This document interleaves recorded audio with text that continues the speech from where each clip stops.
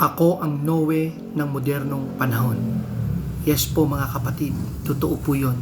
Kahit po ako nung una, sobra po akong naguguluhan. Nalilito, hindi ko po maintindihan yung mga utos at bulong sa akin ng Ama.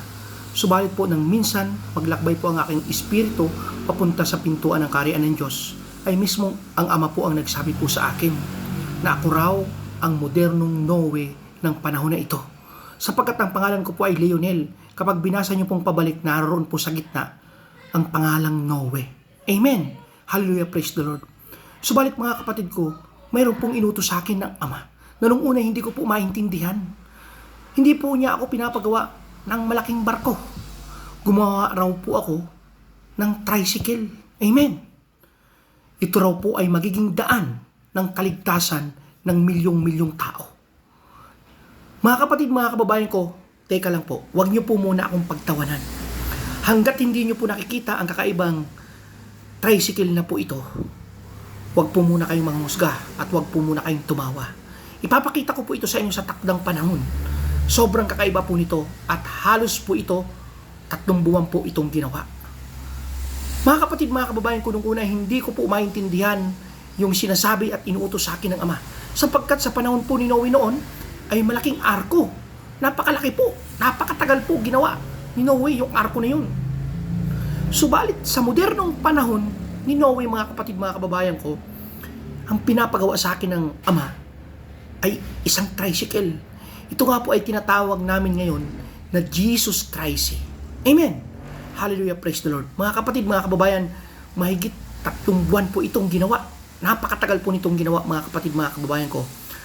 Naintindihan ko po yung sinasabi sa akin ng Ama nung ito po ay mismong nakita ko na yung itsura. Sobrang kakaiba po ito, mga kapatid, mga kababayan ko. At ako po mismo, naniniwala po ako sa sinabi sa akin ng Ama na magiging daan iyon ng kaligtasan ng milyong-milyong tao. Amen. Sobrang nakakakilabot, mga kapatid. Sobrang ang hirap maunawaan. Paano ba magiging daan ng kaligtasan ng milyong-milyong tao ang isang tricycle lamang? Napakahirap maarok, mga kapatid. Subalit, kapag nakita nyo po ito, mga kapatid, mga kababayan ko, ay magbabago po ang inyong pananaw sa sinasabi ko. Kaya wag nyo po muna akong pagtawanan o tawagin nyo na naman akong nababaliw.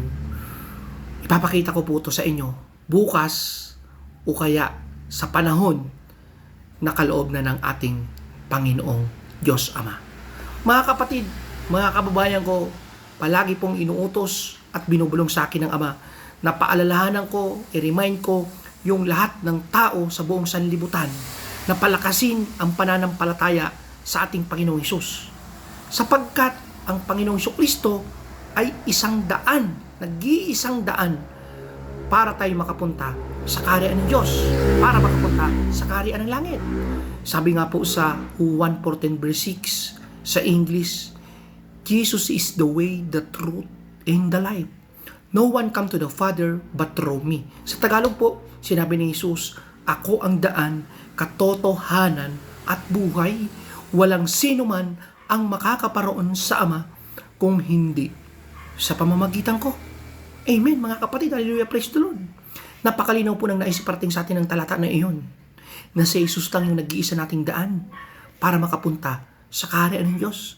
Subalit, mga kapatid ko, sinabi rin ng Ama kasama si Jesus Christ na kapag iyon ay nakita ng isang tao, ng bawat tao sa sanlibutan ito, at naniwala siya sa magandang balita na hatid ng Jesus Christ, siya ay maliligtas sa lawa ng apoy sa impyerno.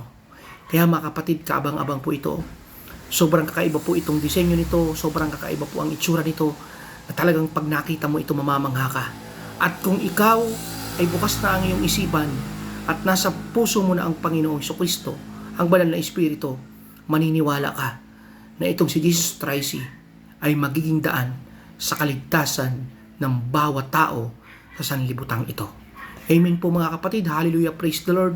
Nawa po sumainyo ang Panginoon at ang kapayapaan. God be with us, mga kapatid, mga kababayan, brother and sister.